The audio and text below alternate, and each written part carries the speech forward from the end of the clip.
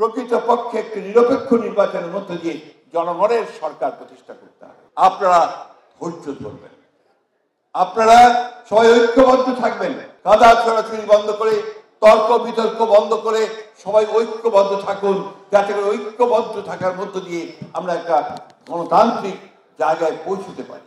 এই সরকার অন্তর্বর্তীকালীন সরকার এবং ছাত্র জনতার বিপ্লবের মধ্য দিয়ে আসা একটি সরকার।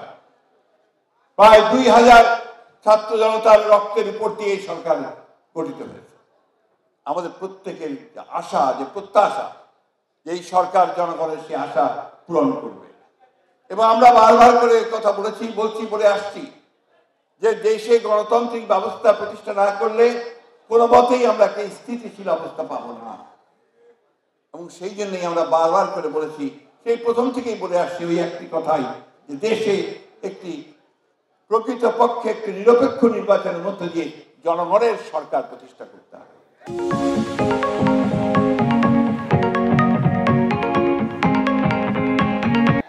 এবং এটার জন্যই আমাদের আন্দোলন করেছি দীর্ঘদিন ধরে। বন্ধুগণ, আজকে সেই জায়গায় বিভিন্ন রকম প্রশ্ন তুলে একটা নৈরাজ্যের দিকে দেশকে নিয়ে যাওয়ার চেষ্টা করা হচ্ছে, যাদেরকে নেওয়া হচ্ছে।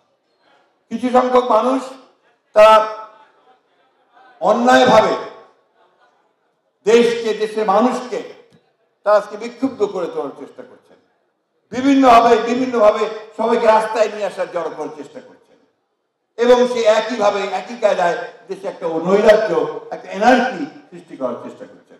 এটা কোনো মতেই বাংলাদেশের স্বাধীনতার জন্য শুভ নয়, এটা কোনো মতেই বাংলাদেশের গণতন্ত্রের জন্য শুভ নয়, এটা কোনোদিনই বাংলাদেশের স্থিতিশীলতার জন্য শুভ নয়।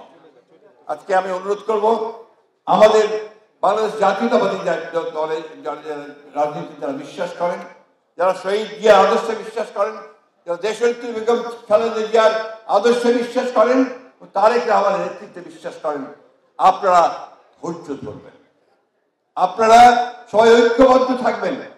এবং সেই সঙ্গে সমগ্র দেশের মানুষকে আহ্বান জানাতে চাই যে আজকে এই কাদা ছড়াছড়ি বন্ধ করে, তর্ক বিতর্ক বন্ধ করে সবাই ঐক্যবদ্ধ থাকুন, যাতে করে ঐক্যবদ্ধ থাকার মধ্য দিয়ে আমরা একটা গণতান্ত্রিক জায়গায় পৌঁছতে পারি।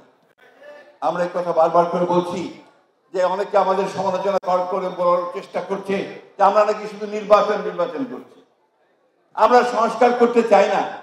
এত বড় মিথ্যা কথা, মিথ্যা প্রচারণা তারা চালাচ্ছে বিভিন্নভাবে, বিশেষ করে সোশ্যাল মিডিয়াতে, তাই না? কয়েকজন মানুষ, গুটি কতক মানুষ তারা টার্গেট করেছে বিএনপিকে,